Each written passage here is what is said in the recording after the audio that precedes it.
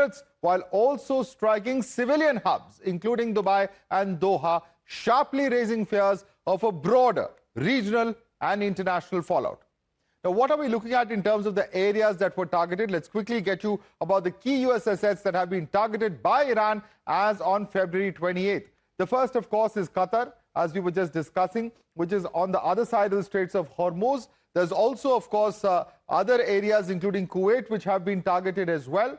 Over and above Kuwait, we're looking at the UAE's Al Dhafra Air Base, which has seen the maximum impact.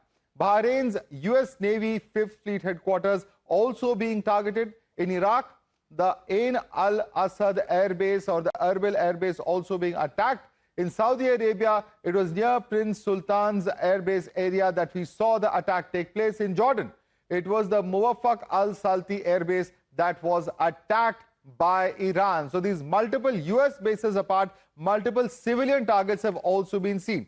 In fact, the spokesperson of the Israel Foreign Ministry asserted that the Iranian regime is not only a threat to Israel, but to the entire Middle East. Listen in. Let's now tell you the chief reasons as to why Iran has attacked UAE the most. In fact, UAE seeing over 700 strikes from missiles and drones coming in from Iran's side. It says that it has been able to repel most of those, but some amount of civilian damage has been sustained. In fact, 3 persons of different nationalities who've lost their lives and multiple locations where people have been injured as well. But let's take a look at why Iran is pounding the UAE the most. The first factor are the Abraham Accords. It's the first Gulf state to normalize ties with Israel.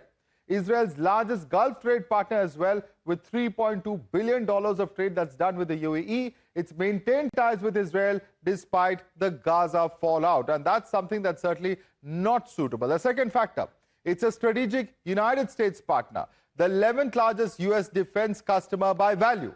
And the Al Dhafra Air Base hosts key US air assets as well. The Jebel Ali port serves as a critical hub for the US Navy. The third factor is the symbolic messaging going out. It signals the cost of aligning with the US-Israel axis, exploits Gulf's vulnerability to energy shocks. It also sends out a larger message because it's clearly a global commercial center as well as a trade center, and therefore the impact in Dubai, the Iran perhaps believes, would be felt globally as well.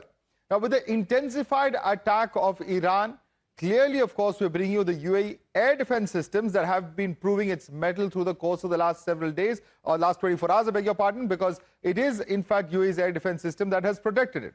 132 of 137 ballistic missiles were intercepted. Now, some of those who are being used, some of the air defense systems that are in place includes the THAAD missile shield, American-made terminal high-altitude area defense system. There's also the Patriot PAC-3, which is also developed by the United States for lower-tier interception. Its combat-proven systems destroy incoming ballistic missiles. There's a Pantsir S-1 for drone threats that has been put in place. This is a Russian-supplied system that, in fact, is aimed at handling low-flying drone swarms and combines rapid-fire cannons as well as short-range missiles, eliminates targets that slip past the primary radar shields. The MSAM-2 is a South Korean medium-range surface-to-air missile system designed to detect and intercept ballistic missiles, employs hit-to-kill technology as well. Let's now tell you what the US-Iran war and its escalation means for India. Now, clearly, of course, when you talk about the war, in fact, we're going to come to this part of India first, but let me quickly introduce our panelists and, get them in on the various aspects. We have Dr. Anand Raghunathan, author, joining us. We also have Ambassador Dr. Jeffrey Gunter, former US diplomat, who's with us. Burzin Wagmar is from the Center of Iranian Studies, SOAS, University of London. Lieutenant General KJS Dhillon is former GOC of Chinar Corps. Major General Yaakov Amidor is a former National Security Advisor of Israel. Also with us is Ina Tanjun, Senior Fellow at the Taihe Institute and Chairman of Asia Narratives. Let me come across to you first. Burzin Wagmar, what exactly are we looking at unfolding? Of course, the fighting is expected to continue over the next few days, but the kind of damage that Iran is clearly trying to attempt in Dubai, in the UAE in particular, what really can you make of it, and why is it that this entire focus is on the UAE? Is it just physical proximity, or is there more to it? It is because of the Abraham Accords and the fact that the UAE is seen as betraying Islamic interests and all that. nonsensical rhetoric which you can expect from Tehran. What we had factored in, Madhav, is this. Even a few weeks ago, as Iran analysts coming from Iranian studies, how do I put it? The bunkers theory. They believed, and they still steadfastly maintained, with this Shia millenarian apocalyptic worldview that informs their very warp and weft of the regime, or what's little left of it, is this, that with these audacious scattergun approach attacks, we will send the GCC helter-skelter because they are weak, small states. They will go to Trump. They will beg him to stay his hand, and Israel too. And then, of course, just look at the logic, the perverse logic. And then Trump will have to come somewhat eating humble pie, resume talks with us. And we will enter the room this time with digging our heels in with a stronger set of cards to play. So it makes you wonder, as all of us, and not just myself, but my colleagues in Iran studies wonder, on which planet are they residing? But then again, we do know that only too well, that these are Shias who are desperate, embattled, beleaguered, and no price is too high. They actually genuinely believe that they can take on the US's prowess.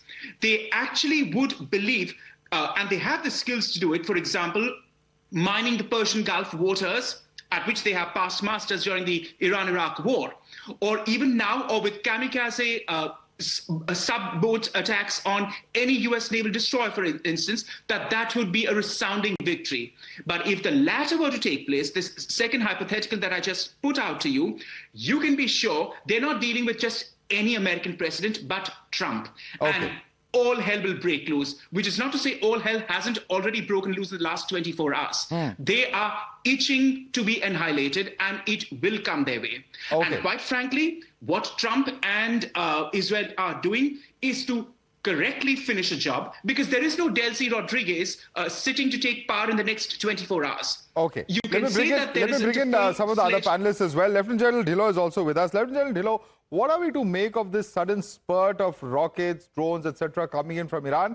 Now, while officially they say that they are attacking US bases, the fact is that they are impacting on civilian life as well, and quite drastically so, because several lives have been lost. CENTCOM, for instance, in the United States has confirmed that at least 3 service personnel have lost their lives in Operation Epic Fury. What are we really looking at? Is it just because of the fact that the Ayatollah has been killed? Is this a sign of desperation on part of Iran? And will they be able to really sustain this, knowing what we do know about Iran and its own stockpiles of missiles and drones?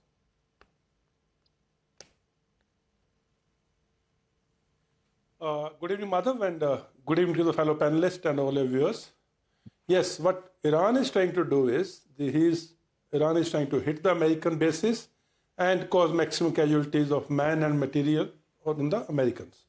At the same time, they are also hitting the places where international tourists are there, or international people are there. May it be airports, may it be hotels, and hotels also, the upscale hotels like 5 stars and 7 stars.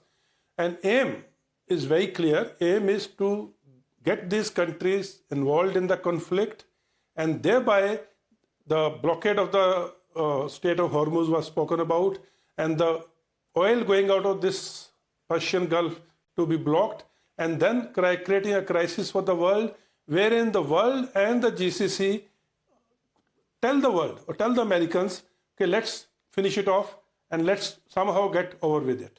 But unfortunately for Iran, that's not going to happen. Okay. What is going to happen is, very systematically, Americans and Israelis have decapitated their military political leadership, and now they are going after their air defense and their missile sites, and thereafterwards they will go after their military industrial complex, which is manufacturing these missiles. Under no circumstance America wants anything to be in control of Iran which can hit the American homeland. And that includes ICBMs, that includes nuclear weapons. So regime change is the thing, but how bloody it will be, how murky it will be through a civil war? Because boots on ground is not an option with America or Israel. Right. Without boots on ground, regime change is very, very, very difficult. Absolutely. In fact, that's really the big question at this point of time. But let me bring in Hina Tangent. Hina Tangent, without boots on ground, a regime change would be quite difficult. But from all accounts that we've heard, at least 40 senior generals, we're looking at, of course, Khamenei being killed. Is the Iranian regime, which says that they are prepared for any kind of contingency, politically as well as militarily, are they just trying to put up a brave front? Or is the regime going to collapse under the own weight that it has, and the kind of pressure and the casualties that we are seeing happening on ground? Hina Tangent. It's unfortunate when you ever have a moderate government in Tehran and you're looking at a situation where the old regime could fall. It seems that the United States puts pressure on it. And what you do is when you bomb somebody's home country, unfortunately, what they do is they gather together. They become very patriotic. You saw that with the death of their spiritual leader. There were people who did not like him, disliked his policies, but they came out and they mourned him, and they're going to continue mourning him for 40 days. The fact is, the Iranians are not going anywhere. They perceive this as an attack on their homeland, which is. Hina Tangent, may I just come in? What about the widespread protests that we saw? Women on the streets of Tehran and different cities of Iran. Are we going to shut our eyes to the fact that there has been widespread protest with several aspects, and what you call a moderate regime, women are calling extremely repressive, especially for their rights as women. And this is something that has been recognized globally. I'm not downplaying that. You didn't let me finish. The regime itself is highly unpopular, and the deaths of the protesters weigh very heavily. But you still have this situation where it's not the majority of people who are going against it. And they're up against the IRGC. This is a very ideological, very extreme right-wing group. They control the army and the guns. It'd be very hard for things. Where are these people going to find rifles so that they can go fight the IRGC, a regular army who had personnel carriers, tanks, etc.? It'd be very difficult to see. My point is that you have an unpopular regime, which, unfortunately, because you attack their homeland, is now some of the people, quite a few, are feeling very nationalistic. They might have problems amongst themselves, but as in India, if somebody attacked India, there would obviously there are groups who would be against. But I have no doubt that Congress, as a party, would join with the BJP in defending Indian territory, regardless of how they felt about the leaders or anything else. Land is sacred. So at this point, you have a very bad situation. I don't see a war of attrition things. Now, keep in mind what we're talking about in terms of cost. Each one of those HARMs, high altitude missiles, those are between 300,000 and 1 million, depending on how high they can go and what extra tricks they can do. Well, I just said that it ultimately depends on the kind of stockpile that Iran has, how much of support will it receive from Russia. No. I'm not talking about that. We know that they have somewhere around 6,000 missiles. My point is, the United States, if you start looking at carrier groups, they carry around 300, anti-ballistic defense things, interceptors, and they're very expensive. You're probably talking about over $1 billion worth of munition that has already been expended. Okay, let me bring in the guest from the United States, Ambassador Jeffrey Gunter. If you listen to what's being stated here by Hina Tangent, he seems to suggest that it's the United States that's going to tire out in this war and in this conflict. Your response to him, and also one point that has been made by Russia, by China, etc., is that it's also about sovereignty. You can't just take out the head of a government, the manner in which the US and Israel have done, and they've objected to the same. Well, with all due respect, I love being on your show. You guys do a great job, but my mind is blown after hearing that analysis. Let's face it, this is a state of terrorism, state-sponsored terrorists. This is not some great democratic leader like the great, amazing Modi. So to think that this dude slaughtered 20 to 30,000 of their population and then expect them to rally behind this because of him being taken out, I think it's absolutely delusional. Number two, I want to remind everyone of the word Lucas. LUCAS.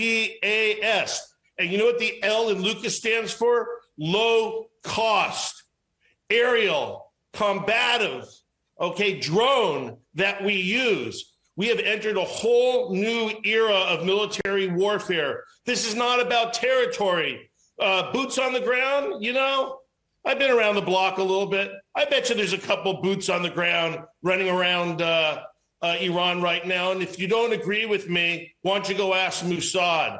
Why don't you go ask how they actually got those top leaders? I mean, think about it.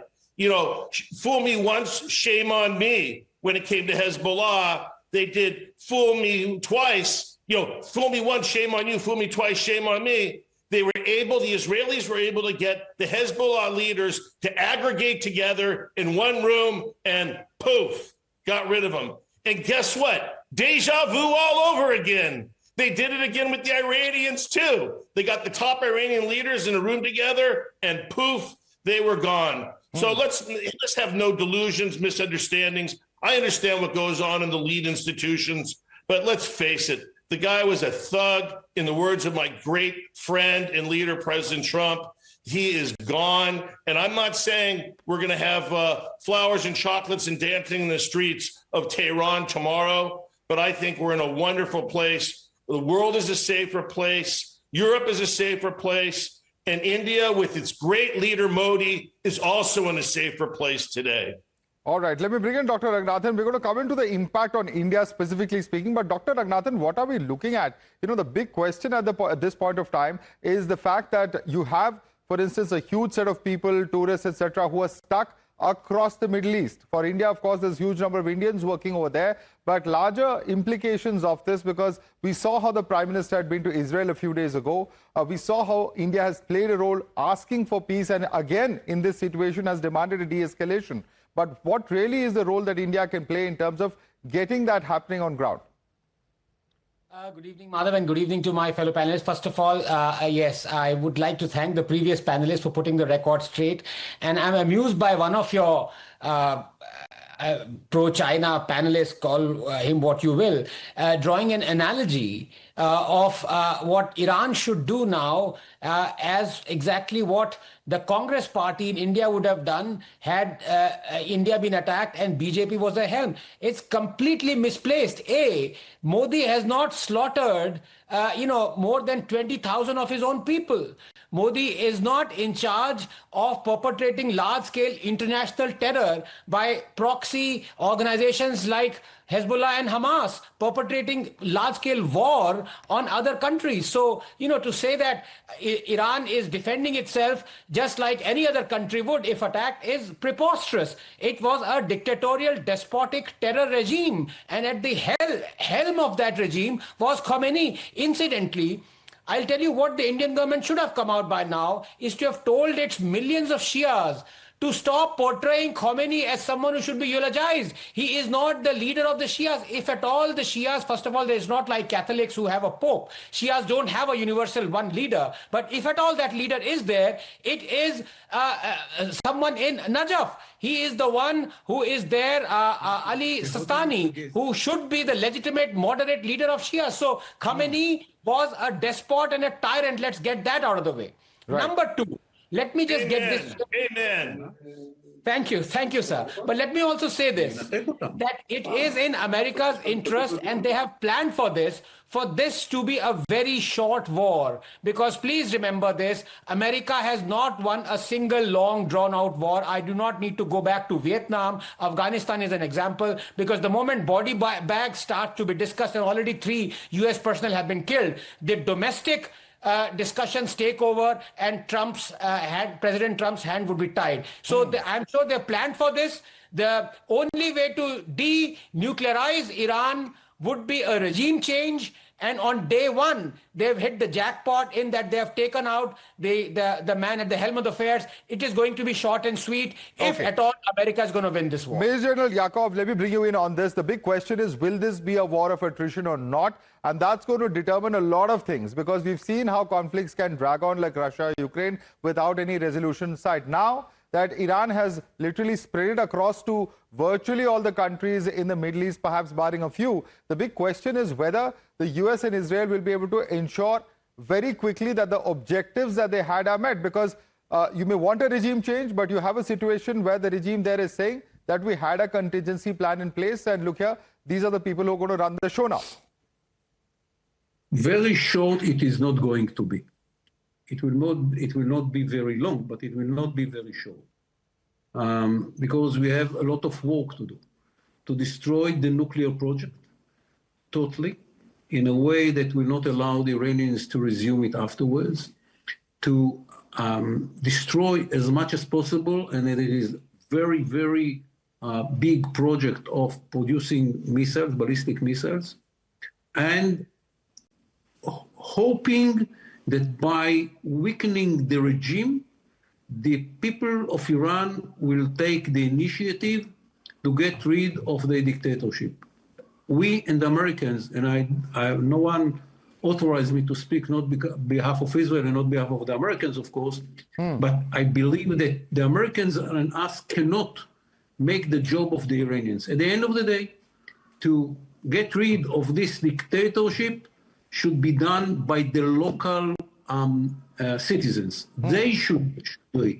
Our job is to make the regime weak enough that when they go to the streets again, when they will try to get rid of this regime, they will not face the same cruelty and the readiness to slaughter them. Right. I understood the demonstration will not succeed when I heard the noise of the heavy guns which had been used by the regime against a population without weapon.